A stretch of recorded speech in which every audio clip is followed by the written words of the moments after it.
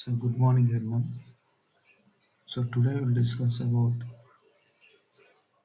the thermodynamic cycles. So that is the first one. It is Otto cycle.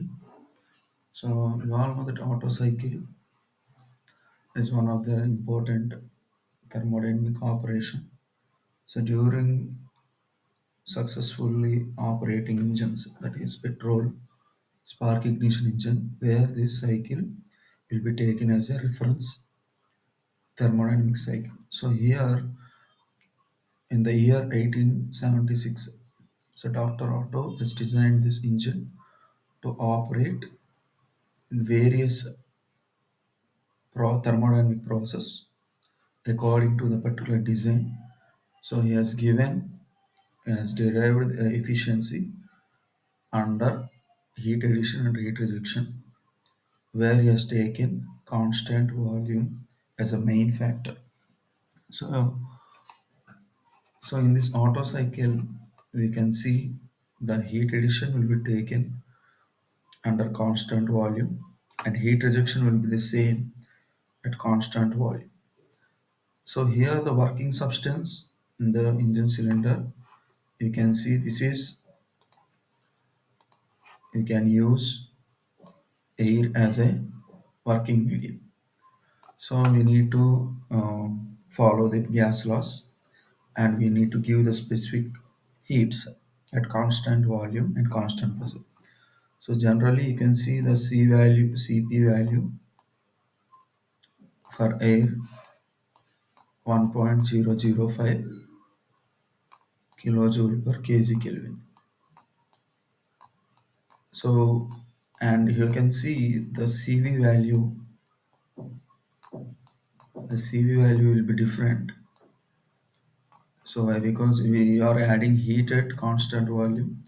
So the CV value is 0.717. So here we should follow the particular values during the calculations. Okay. So here the process we are considering reversible adiabatic, so isentropic compression and isentropic expansion. So here we are not considering any friction. So the next one is every heat engine having two sources. One is high temperature source and the sink.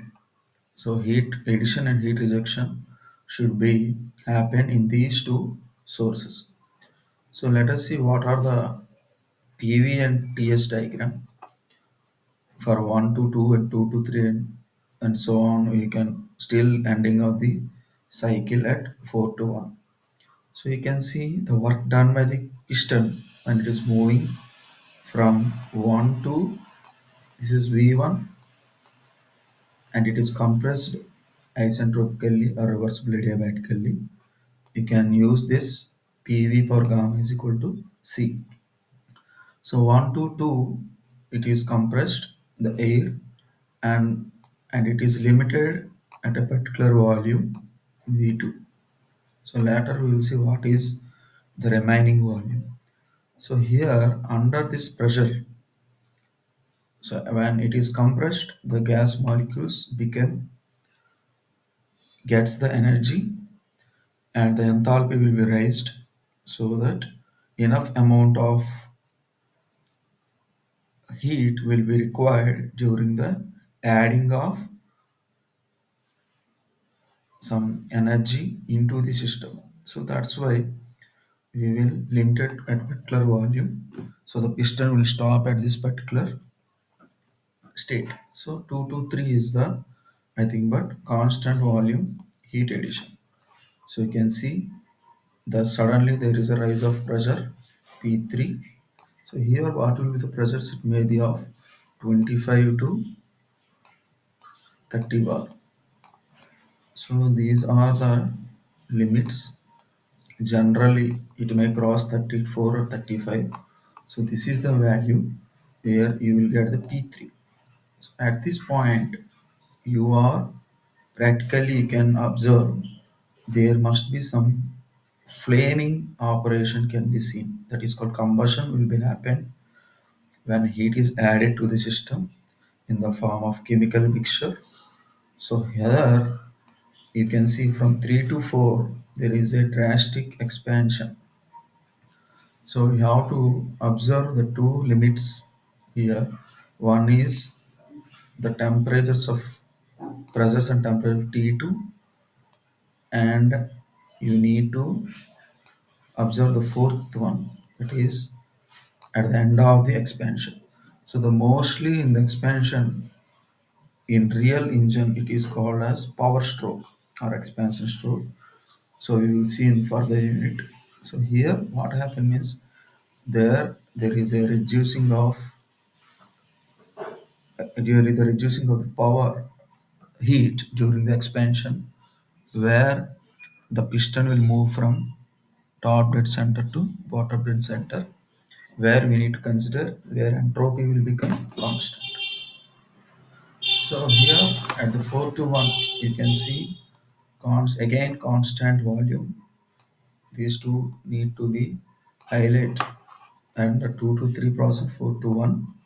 So where heat rejection, so heat rejection at constant volume. So these are the two temperature limits. So so you need to observe the entropy conditions and temperature conditions in TS diagram. So here you can see 1 to 2 determines and signifies the constant entropy. So here 1 to 2 is main compression, where the temperatures are raised at 2 point. Here the work W is nothing but work done by the compressions. So generally work done in closed system it is integral of P into change in volume. If it is a open system it is minus integral of V under change in pressure. So here theoretically we are considering this as a work done by a compressor.